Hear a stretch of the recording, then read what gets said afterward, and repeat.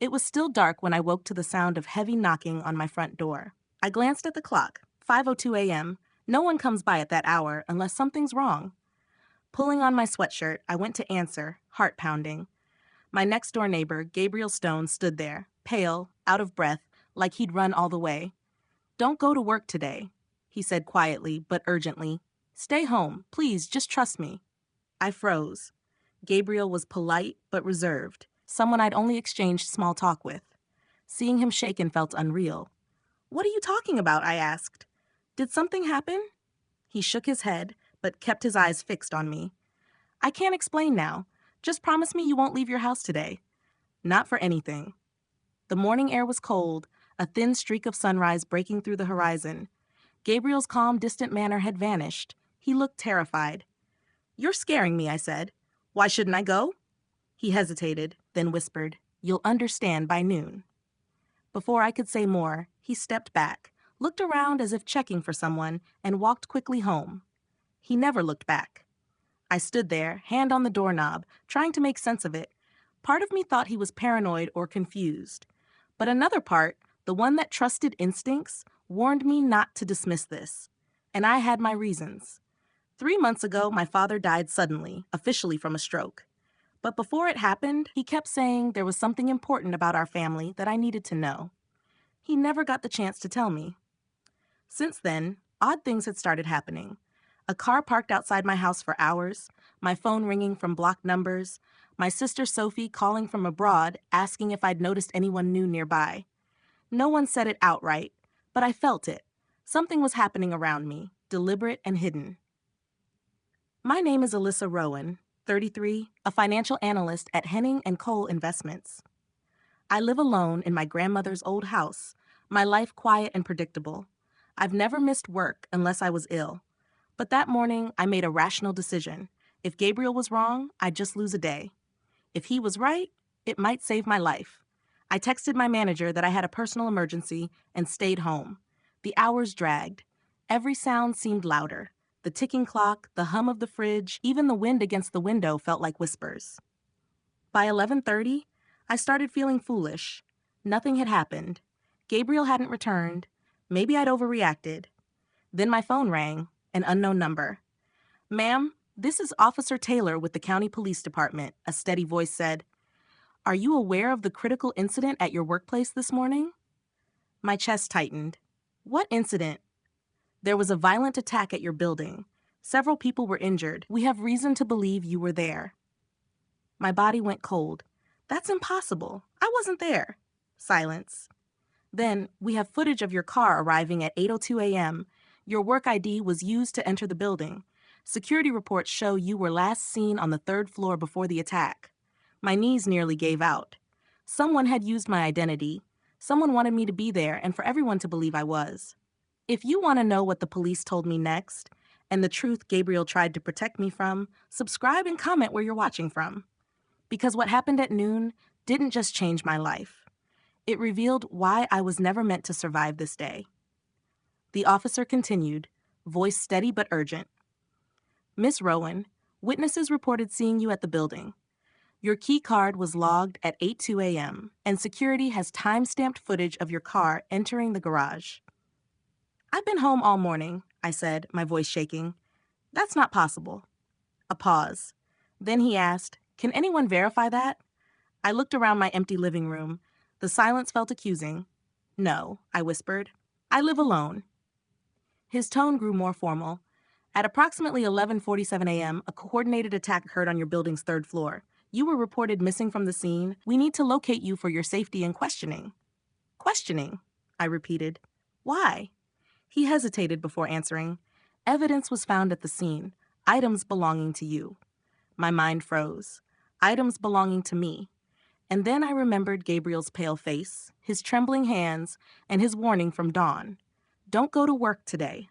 Someone had planned this, and I was part of that plan, either as a target or the person to take the blame. "I'm telling you, I wasn't there," I said, trying to stay calm. "Someone must have cloned my keycard." Then a thought hit me so hard it stopped my breath. "My car. Did the footage show who got out of it?" "The video is corrupted," the officer replied quietly. "No face is visible, only your license plate." My pulse quickened. Whoever did this had access to my car or one just like it. My identity hadn't just been stolen, it had been replaced. I looked out the window, heart racing. Was someone watching me? Waiting for me to panic? Before I could ask more, the officer said, "Units will be arriving at your address soon. Please remain inside." My instinct screamed. If Gabriel had warned me not to go to work, and now someone was impersonating me, then maybe the police weren't coming for my protection. Maybe they were coming to take me. As soon as the call ended, I shut the blinds, locked the doors, and tried to control my breathing. My mind ran through every strange thing I'd noticed in recent weeks. A man in a car watching from down the street, anonymous emails asking if I'd be in the office Tuesday, the feeling that someone had gone through my things. It hadn't been paranoia, it was preparation. Then came a knock on the door. Sharp, precise, not panicked or casual, intentional. I stayed silent. Another knock, then a voice. "Alyssa, it's Gabriel. Open up. We need to talk." My chest tightened. I moved toward the door, but didn't open it. "How did you know the police would call me?" I asked through the wood.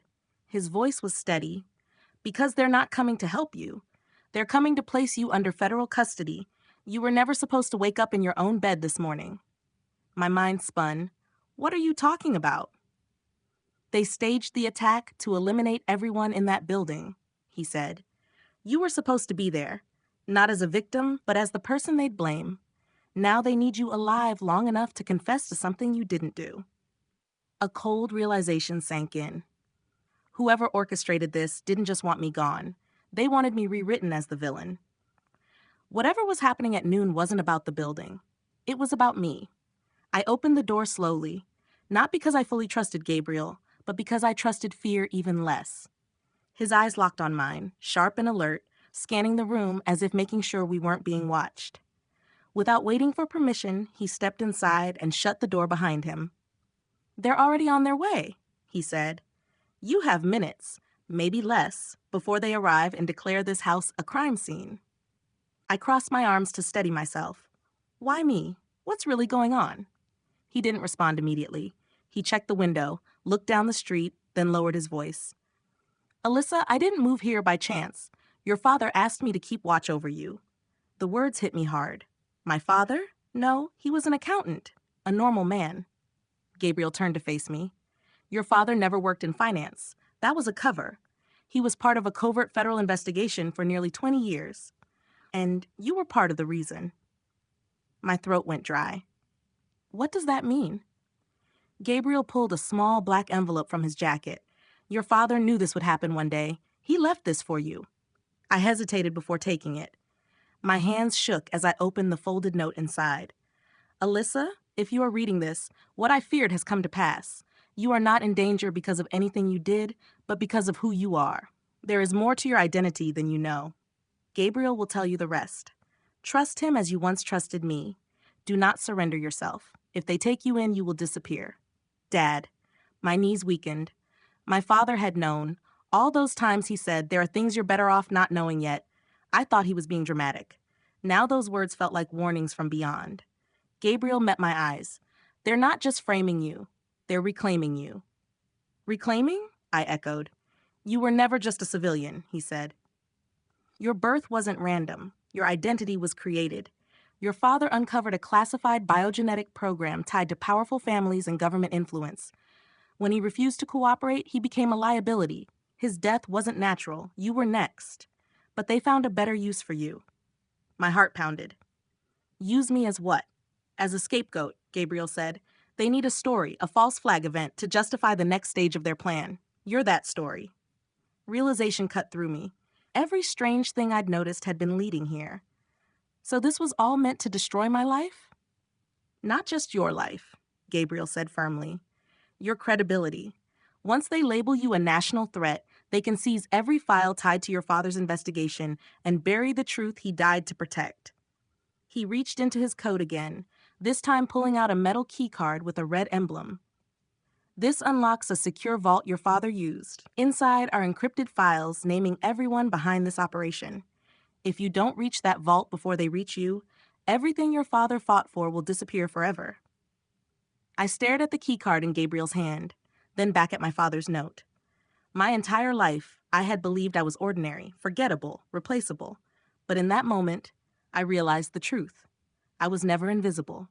I was being watched because I was the final piece of a secret someone powerful didn't want uncovered. The distant sound of sirens began to echo through the neighborhood. Gabriel glanced toward the window. "They're here," he said. He wasn't afraid, and for the first time that day, neither was I. Fear had lost its grip on me because I no longer carried doubt. I folded my father's letter, slipped the key card into my pocket, and looked at Gabriel. "Show me where we need to go." He nodded once. That was the moment I crossed from the life I had always known into the truth I was meant to face. We barely reached Gabriel's SUV before unmarked black vehicles turned onto my street, moving fast and silent. The sirens stopped. They didn't need them anymore. They weren't coming to protect me. They were coming to retrieve me. "Get in," Gabriel ordered as soon as I closed my door. He started the engine, and we sped off. Through the rear window, I saw two men step out of a black sedan, scanning the street. One lifted a radio to his mouth, his expression cold, like someone reclaiming property, not pursuing a person. As the highway stretched ahead, a strange calm settled over me. The fear was gone, replaced by focus. Something deep within me had shifted, like a key turning in the right lock. After 20 minutes of silence, Gabriel finally spoke. "There's something you need to see before we reach the vault. Once you do, you'll understand why they've been watching you all your life." He handed me a tablet with a file open on the screen. Rowan, Alyssa, Subject 7B, Designation Genomic Asset, High Priority, Project Origin Initiative. My pulse quickened as I scrolled through pages of data, gene charts, blood markers described as not found in normal humans. One note read, "Subject shows total immunity to multiple viral strains. Potential regenerative properties. Approved for Phase 2 integration." "Phase 2? I whispered. "What does that mean? Regenerative? Immune to what?" Gabriel kept his eyes on the road. 20 years ago, your father uncovered a government-backed biogenetics program. They weren't curing diseases, they were designing a new class of humans. People engineered to survive biological and chemical warfare. I stared at the screen, trying to absorb the reality unfolding before me. My father was involved in this? "He wasn't supposed to be," Gabriel replied. "He discovered it by accident after finding irregularities in your childhood medical records. He noticed unauthorized blood samples taken from you. That's when he realized you were being studied without his consent. He tried to remove you from the program, but that wasn't an option." The passing headlights streaked across the windshield like flashes of white light. I could barely form words. Me. A subject. A project. A target. Gabriel continued, his tone steady. "Your father leaked evidence of the program to a federal oversight board. The board ordered it shut down, but instead, the people in charge erased the investigation and everyone tied to it." "Everyone, including my father," I said quietly. Gabriel nodded. "They made it look like a stroke, but he was killed with a neurotoxin developed by that same project. His death was a warning." I closed my eyes.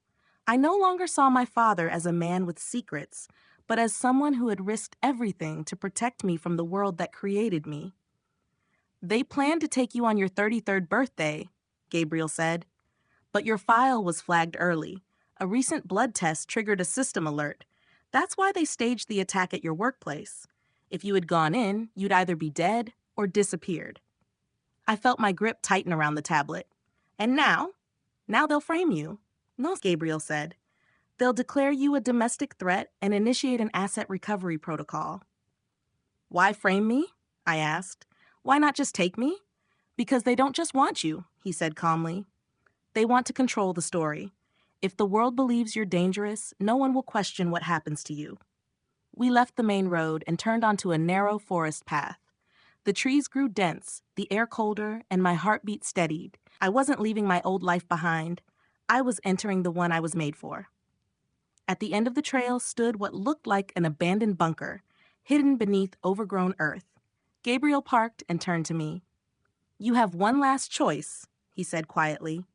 "Once you walk through those doors, there's no going back.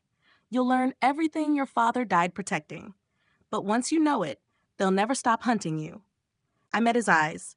"I've been hunted all my life without knowing why," I said. "It's time I found out what they're really after." Gabriel nodded. I stepped out of the vehicle. The bunker door groaned open, releasing a wave of cold air as if the place had been waiting. Not for anyone, but for me. We entered a long steel corridor lined with sealed doors. The air felt untouched, heavy with the weight of years. Each step I took grew slower, my chest tightening. Not from fear, but recognition. My body remembered what my mind had forgotten. We stopped before a large vault door engraved with the Rowan family crest. My father once showed me that symbol, saying it belonged to distant ancestors. Now I knew the truth. It wasn't heritage. It was identification. Gabriel pointed to a small panel on the wall. "Your DNA will open this vault," he said. I hesitated. "How can you be sure?" "Because your father told me," he replied. "He said the vault only recognizes his bloodline, and you're the last." The realization struck me. I wasn't just unlocking a door. I was uncovering the final truth about my family. I pressed my palm against the scanner. A pulse of light ran across my skin. The vault emitted a soft chime and began to rotate open. Cold air drifted out, carrying the scent of old paper, memory, and something deeply familiar: home. Inside, the circular room was lined with shelves stacked with black boxes labeled with coded numbers. At the center stood a glass pedestal holding a single leather-bound journal, my father's. My hands shook as I lifted the casing and opened it to a marked page. A letter addressed to me was written in his familiar handwriting. "My daughter, if you are reading this, the lies surrounding your life have finally been revealed. But what I need you to know most of all is this. You were never an accident or property. You are the first successful proof that human immunity can evolve naturally. They didn't create you. You were born with what they've spent decades trying to replicate. It's not what was done to you that makes you strong. It's what you already are. You are the future they fear." Tears blurred the ink as I realized my father hadn't died just to protect me, but to protect what I represented, not a weapon, but hope. On the next page was his final instruction. "There is a decision only you can make. At the far end of this vault lies the master control terminal. One command grants them what they've always wanted, your submission. The other releases every classified file tied to the Rowan Initiative. Once you choose, the world will change forever." I looked to Gabriel. He didn't try to persuade me. "Your father trusted you to decide," he said quietly, "not as an experiment, but as a person." My steps felt heavy as I approached the control terminal. 2 buttons glowed beneath glass: Acquisition Protocol for surrender, Revelation Protocol for exposure. If I chose the first, I might live, but lose my freedom and the truth. If I chose the second, I would become the enemy of powerful people who had already killed to hide this secret. I pressed the second button. A low hum filled the room as a countdown appeared on screen. Streams of encrypted data, evidence, names, financial records began uploading to global media networks through channels my father had preset. There was no turning back. Gabriel exhaled. "It's done. You just changed the world." Then alarms erupted. They had found us. Our time was gone, but I felt no fear. For the first time, I wasn't hiding behind false safety. I was standing in truth. "We have to go now," Gabriel urged. As we sprinted through the exit tunnel, my father's final words echoed in my mind. "You were not born to be controlled. You were born to reveal what control truly is." We emerged into the cold night. Helicopters roared overhead, searchlights cutting through the trees. But I didn't see them as hunters anymore. They were part of a collapsing lie, and I wasn't running from them. I was confronting them. I was no longer just surviving. I was becoming what my father always believed I could be. Not a subject, not a victim, but the beginning of something entirely new. If you believe truth should never be hidden, no matter how powerful those trying to bury it are, subscribe now and share where you're watching from. Because this story isn't the end, it's only the beginning.